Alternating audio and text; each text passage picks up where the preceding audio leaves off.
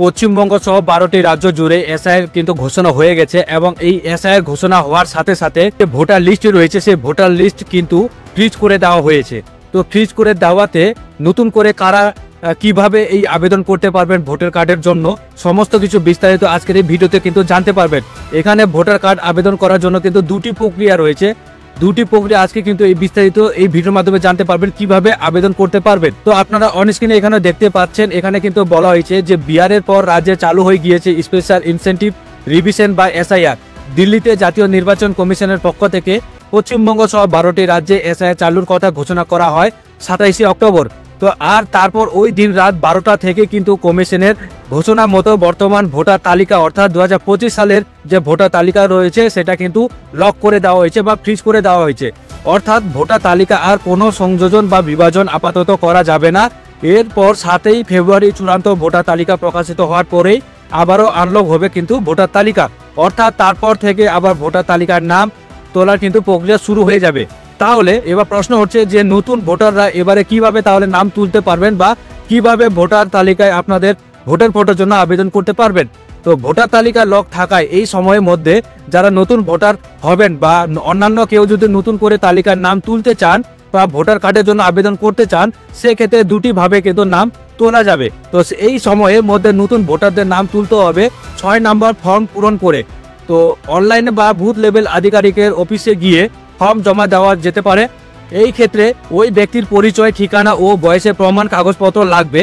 এরপর আবার ভোটার তালিকা সক্রিয় হলে সেই ব্যক্তির সব তথ্য যাচাই করার পর ভোটার তালিকায় নাম যুক্ত হবে এবং তার ভোটার পরিচয়পত্র ডাকঘরের মাধ্যমে কিন্তু বাড়ির ঠিকানায় কিন্তু পৌঁছে যাবে। দ্বিতীয়ত, যদি আপনি এই সময়ের মধ্যে ভোটার তালিকায় আপনার ভোটের ফটো আবেদন না করেন বা তালিকার নাম না তোলেন তাও চলবে, এই বলেছেন কিন্তু কমিশন।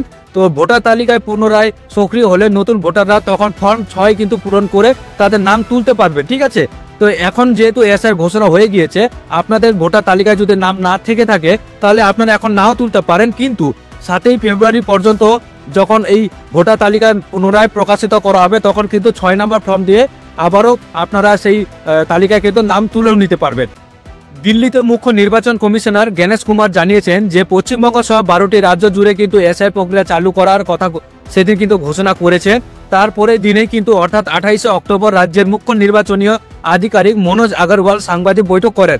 আর সেখানে তিনি স্পষ্ট জানিয়ে দিয়েছেন যে যেই সময় ভোটার তালিকা লক থাকবে সেই সময় যদি কেউ 18 বছর পূর্ণ করেন অর্থাৎ 18 বছর পূর্ণ হয় তাহলে তিনি যদি ভোটাধিকার পান এবং অন্য কোনো ইচ্ছুক ব্যক্তি যদি ভোটার হিসাবে ভোটার তালিকায় নিজের নাম তুলতে চান সেক্ষেত্রে ভোটার তালিকা পুনরায় সচল হলে তিনি ফর্ম 6 বা ফর্ম 7 যে ফর্ম রয়েছে সেগুলি কিন্তু ফর্ম তালিকায় তারা পূরণ করে কিন্তু তারা নাম তুলতে পারে।